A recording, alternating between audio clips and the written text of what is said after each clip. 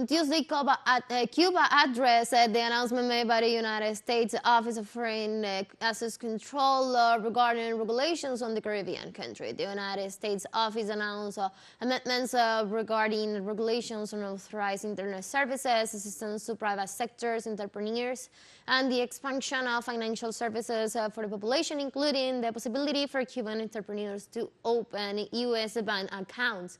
In this regard, Johanna Tablada, Director General of the U.S. Direction at the Cuban Ministry of Foreign Relations, stressed that these measures are very limited and do not tackle key aspects of the U.S. blockade, especially as the U.S. continues to unfairly maintain Cuba on the list of countries sponsoring terrorism.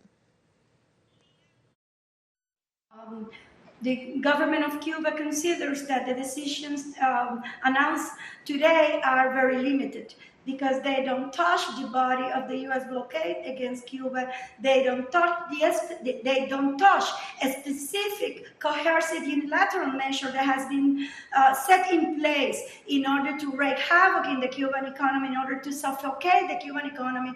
None of those measures that are main responsible for the difficulties that the Cuban peoples are going through have been touched in this decision. However, and despite the mentioned limitations, Tablada stated that if the United States truly seeks to benefit a segment of the population, Cuba will not stand in the way. But at the same time, we do say that if the U.S. government really means to favor, even if it is one small segment or one segment of our population, we won't put any obstacle to prevent that from happening.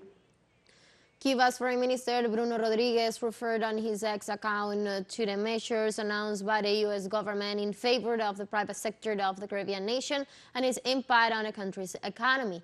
In his statement, Rodriguez said that the measures announced by the U.S. government are limited. They do not reserve the cruel impact and economic asphyxiation imposed on Cuban families by the application of the genocidal blockade and inclusion in the list of state sponsors of terrorism.